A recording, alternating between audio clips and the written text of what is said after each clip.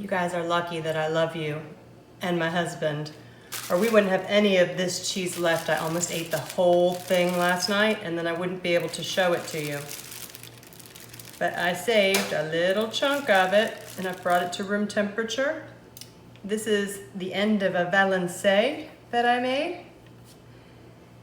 And let me cut a piece off. It's still a little chilled, so when it got warmer, it got really oozy up in that paste, that beautiful rind. So good. Today we're going to work on the recipe.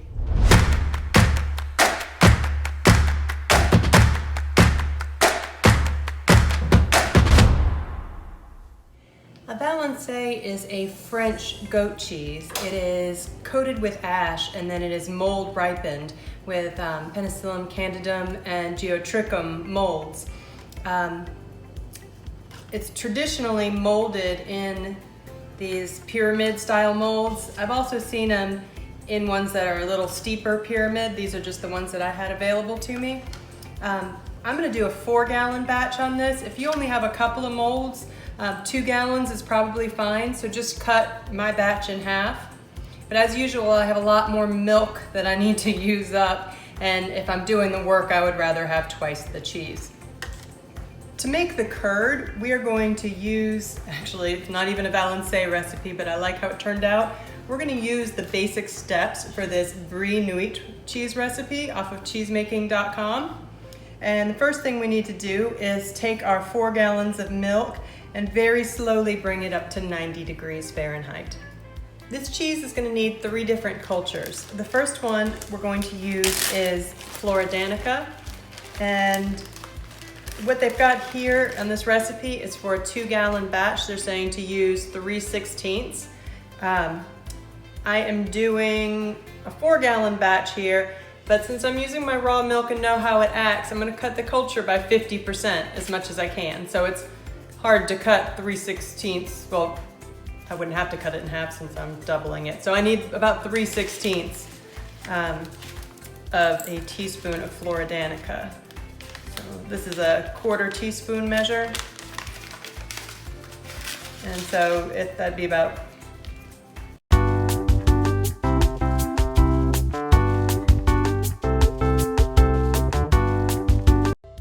doing math in my head. So 3/16 would be 3/4 of a 1/4 teaspoon measure. So I kind of eyeballed what looked like 3/4 of this spoon full.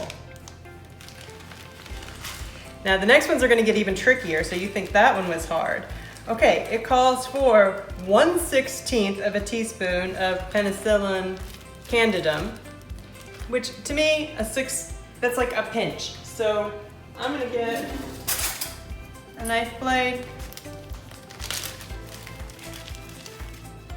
Thank you. And I don't want to mix my cultures up, so I'm going to use a different knife for each of these, but we need about 1/16. So you think about how much an 1/8 is and a 1/16. So I'm going to use that's not even a little much. Let's try again. About that much. So, and sprinkle that in the top. Then, and you thought that one was hard, we need 1/64 of a teaspoon of the Geotrichum, and that is literally like a smidgen. Is that even a word? Smidgen, whatever. It's a tiny little bit. So here is our Geotrichum. And what this mold does, it's another white mold, and it helps to bind that candidum mold to the surface of your cheese. It kind of acts like a little go-between there. So I'm gonna get a different knife so I don't get candidum in my Geotrichum. And I'm just gonna get a little teeny weeny bit on the knife blade and sprinkle that on top. Now we're gonna leave that to rehydrate for 5 minutes and we'll stir that in. Oh, check out my, see if even show. Check out my paper clips, isn't that cute? My friend gave them to me. Goaties. So after this is rehydrated for 5 minutes, we're gonna stir it in real well, put a lid on it, and let it sit at the 90 degrees for 30 minutes. Time to add the rennet now. I'm using a single strength animal rennet and I want to use half a teaspoon of it. I'm going to mix that in about a 1/4 cup of water and then gently stir that into our milk. Now this is going to need to set for 90 minutes because we want to trap all of that butterfat and all that moisture into this curd. So stir this in and we'll see you in 90 minutes. After 1.5 hours, it's time to cut the curds. Cut them into 1-inch chunks. I like to go slowly and do this. So I'm actually gonna do like 2-inch and then come back and do the other cut. So I'm gonna do 2-inch and then come back and make them 1-inch. And sometimes I wait a couple minutes in between there. It's getting late and I still got my chores to do tonight, so not gonna happen tonight. Now we're gonna leave those to firm up for 5 minutes. Now that this is rested for 5 minutes, gently stir it for 10 to 15 minutes. We just wanna firm up the outsides and release a little bit of whey, but we still want a very soft curd. This is really going to drain by its own weight. While I was waiting for it to heal up on the edges, I set up a tray over here that's got my molds on it. I've got a rack in here and I'm gonna show you, we're gonna scoop the curd into our molds. If your temperature has dropped below 90 degrees, you can put the heat on and raise it back up to 90 at this point. It's been about 10 minutes now and Chase is making me laugh. These curds are about where I want them. See, they've cooked down a little bit, but they're still super soft, and that's what you want. And they've got tons of whey in them still. So I'm gonna let these settle just for a minute, and then I'm gonna pour the whey off just to the level of the curds. Moved on over to this tray that I've got set up with the rack and a piece of mesh over top. And I just am going to start filling my molds very gently, kind of going round robin style on them.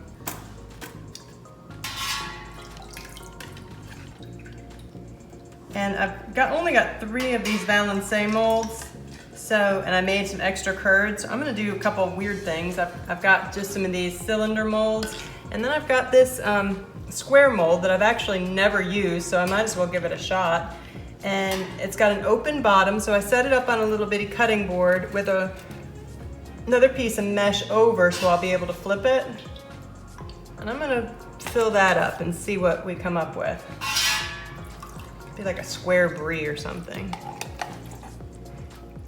This curd is going to keep draining and mush down in size a lot, so just don't be afraid to fill it to the top and keep going around. And wait a few minutes and fill it even more. And I think I'm gonna have enough curd in here to do at least one of these cylinders, so I'm gonna start adding that in. I probably have enough curd to do both of them. We got all of the curd divided between our molds now, and now all we need to do is enjoy our Friday night and let these sit till after milking in the morning. Okay, I dried out this tray, removed all the whey that dripped out overnight, and it's time to unmold these. Let's see, flip it over. And after we get them unmolded, we're going to salt them. This one I flipped over in the mold once just to kind of give it a more balanced shape. You can smell that they've really acidified overnight as well. This one I wish we'd gotten a little more curd in, so I'm gonna have to watch it for aging because it's not very thick, so it's gonna get a lot of rind and the paste is gonna turn real fast in the middle on that. So for salting, we want 2% of the weight of the cheese in salt. So you want a whole lot more salt than you think you're going to need. So that cheese is 9 ounces. You really want to pack the salt on all sides. Now some people with these mix the ash with the salt. you can do that, and then I feel like I get more ash than I want. So I'm actually going to just salt these and then come back and sprinkle the ash after the salt has sunk in for a little bit. Now for the ash, I'm using this activated charcoal that I got from cheesemaking.com, and it's always worked fine for me. I know there are some ways to make your own vegetable ash. And to sprinkle it on, I have this tea bell that broke in half, and it just is a nice little mesh. So it's just about the perfect amount to dip it in to the charcoal and then just gently dust it on all sides of the cheese. The salt is going to make these cheeses start to drip some more whey, and we are going to leave them here at room temperature to continue draining until they really stop dripping the whey, which should be tonight or in the morning, and then we'll move them to our first ripening environment. It's now been 24 hours since we've salted these, and while they're still a little wet, they're not draining any more drips out. So it's time to move them to a ripening environment because it's just too warm in my kitchen. So I'm gonna put them in this box to help maintain the humidity. I'm gonna flip them over so the wet side is up. And then I've got a little wine fridge, I'll show you just a second, a little bitty one that stays a little warmer than when I usually age all my cheeses. And that one stays about, I can get it between 60 and 65 degrees or so. So I've got it set at 64. That heart one's not gonna fit. I'm gonna have to put that one in a different box. I've got it set at 64, and I'm going to put these in here with the lid ajar, because we want these to continue to dry off and the surfaces to be completely dry, but we don't want them to dry out. This is the little wine cooler, and I just have some baking soda in there right now.